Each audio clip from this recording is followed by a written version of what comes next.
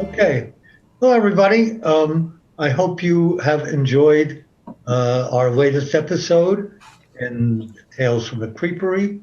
This one is called Trash Talk, and it featured Megan Simard and Steve Mecca. Steve's not only an actor, Steve is our sound engineer, producer, web designer, a man of many parts, all of them excellent.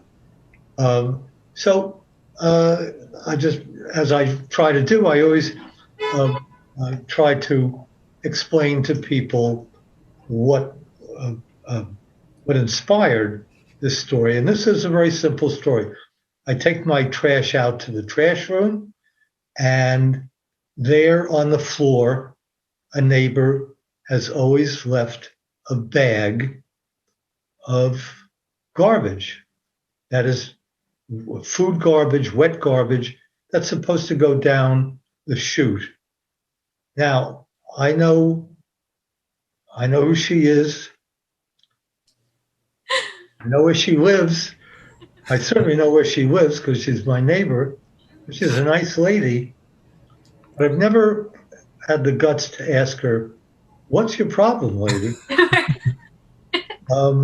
And if she ends up seeing this particular episode, um, it's all gonna, my cover will be blown. Um, so I don't know what her problem is, but that's what inspired this story. And of course, all sorts of revenge fantasies came out of that particular. Oh yes, oh yes.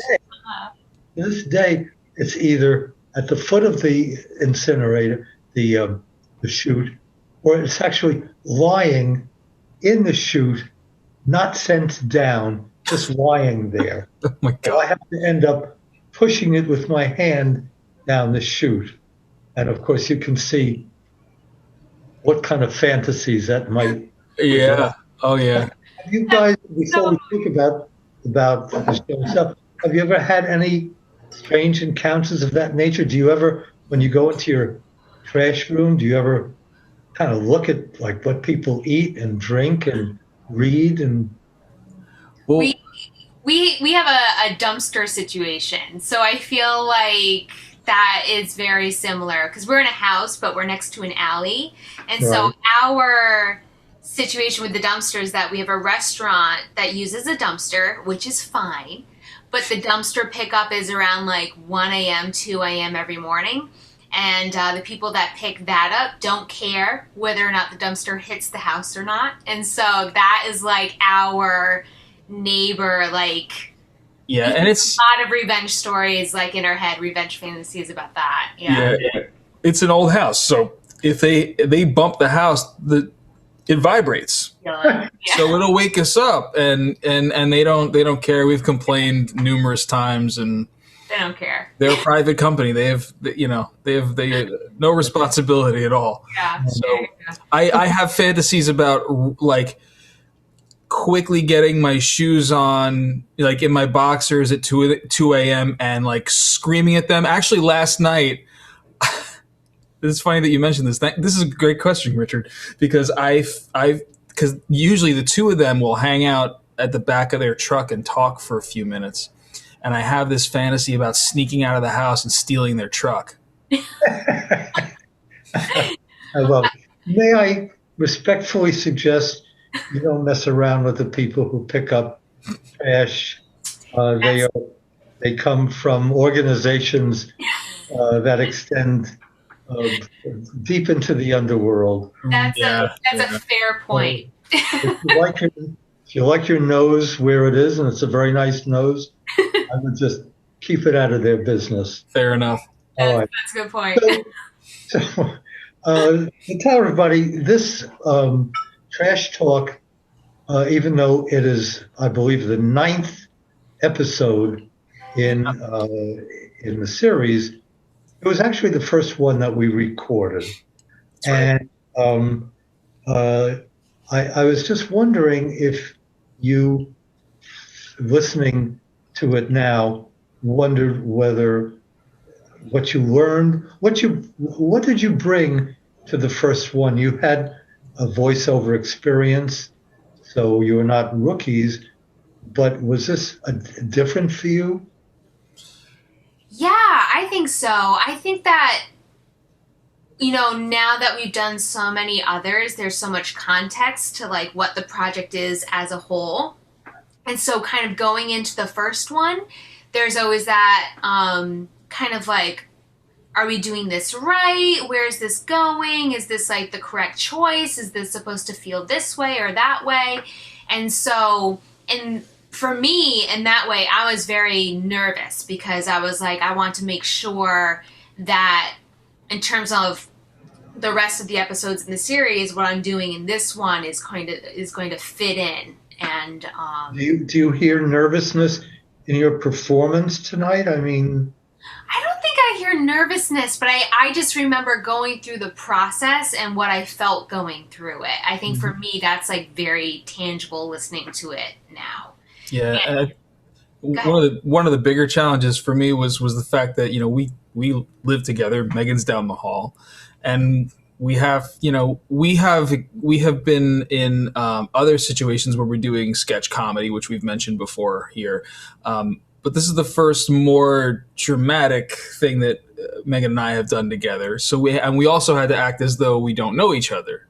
yeah, that was really difficult. Yeah, no matter, I think no matter what your skill level is, you still, the sense of familiarity with someone. right. I picked up on that in the early. That's right. Yeah. We went through what, and I said that there was something conversational about it rather than the accidental Mm-hmm. Behavior of people who have never seen each other before. Yeah. But I think you ironed a lot of that out finally, because I think it came out fine, and and is a winner. So we will see. I wanted also, because there's a lot of spooky sound effects Mhm. in this particular one, and in a lot of others too, but this one had squeaking chutes and a crazy sick doll and a lot of other stuff. So I just thought people might be interested in, like, where do these sound effects come from? Well, I will say that not ever having done this, I went on a number of websites that either sell sound effects or give them away free. Mhm. The one that I picked is called freesound.org. Yep. And the reason it's .org is apparently that must be supported by donations. Right.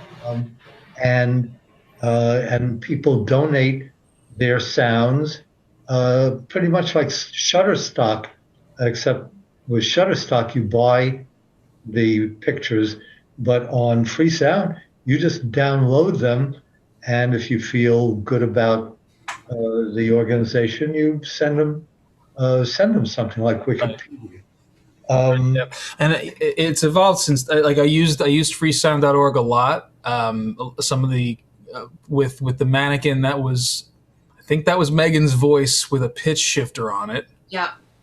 And maybe a couple other effects, so it sounded like it was coming from a speaker. And then it evolved. I went from freesound.org to Pro Sound Effects, which they have bundles. You can buy single sounds for like $5 a pop, and they're typically a little bit more meticulously recorded and very well categorized, so you don't have to spend a lot of time searching and listening to sounds all. Yeah. And yeah. I was amazed at what is available. I mean, everything is available. Mm-hmm. I just printed out, literally at random, a list: rain and thunder, long sustained applause, cheers, whistles in a crowded stadium, ocean waves, birds chirping near a running stream. Yeah. Busy street corner. I mean, everything. And I was astounded at what people contribute. I mean, there are recordings of people recording their significant others and spouses in the throes of very loud ecstasy. Mhm. And it's like, I don't know whether they have to get a release from their partner, but there they are. So I would, after writing the plays to help Steve out, I would go on the site and download links to the sounds that I thought, some of which were used and some of which were thrown out, and some of which were, as Steve said, modified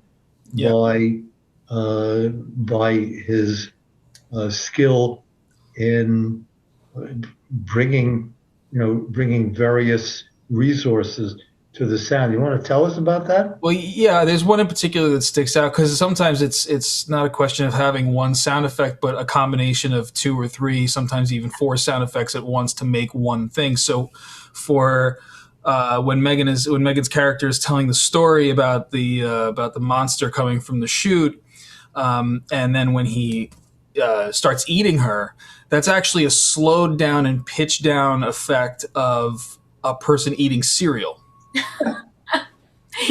That's so creative. And then I think there are a few others in there mixed. I can't remember exactly what's mixed in, but that's the main one. And then there's, I think, another where it grabs her, and that's like a snap of a latch plus I forget. I'll have to look again. We made some too. Yeah, we did. For the actual trash as well. We created some of our own sound effects. We just got a bunch of stuff and set up the mic and. Yeah, we went in the kitchen. Yeah, we should post some of those pictures actually. Yeah, that's a good idea. We have some. We took pictures while we were doing it. Well, I'll pop one up in the video here. Yeah.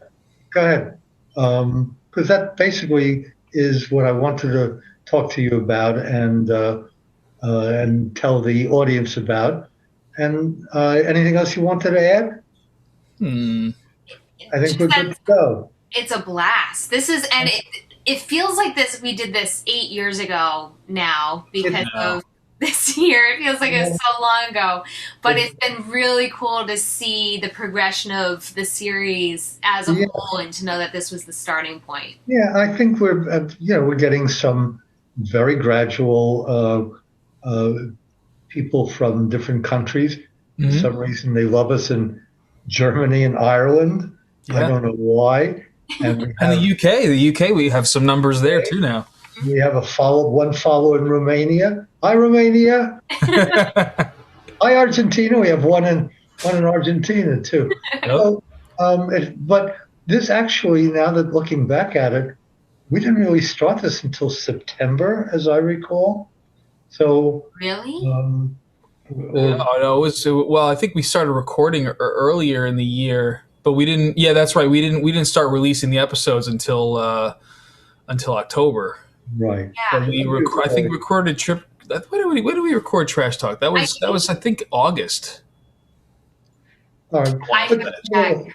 Nevertheless, it wasn't.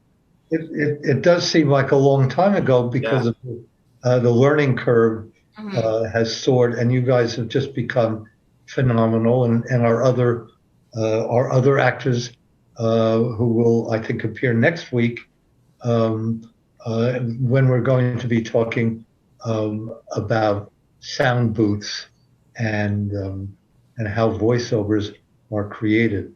So we look forward to seeing our audience again next week.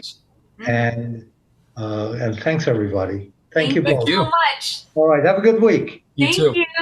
Bye-bye. Bye. Coming up on the next episode, just how hot is hot yoga? Marty's love-starved wife, Laura, is about to find out. Well done. Get to your feet. We're going to do a Paschimottanasana. Do with me what you will, Master. I'm yours. Now stand with your legs wide apart. Bend over with knees locked. Touch the floor with your head.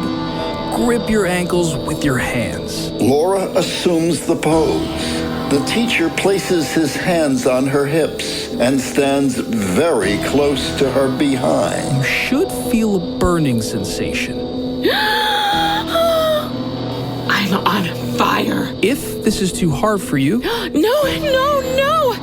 Not too hard at all. breathe. Don't pant. Oh God, I'm so hot. I think I'm going to. Yes? I think I'm going to. Is it hot in here, or is it me?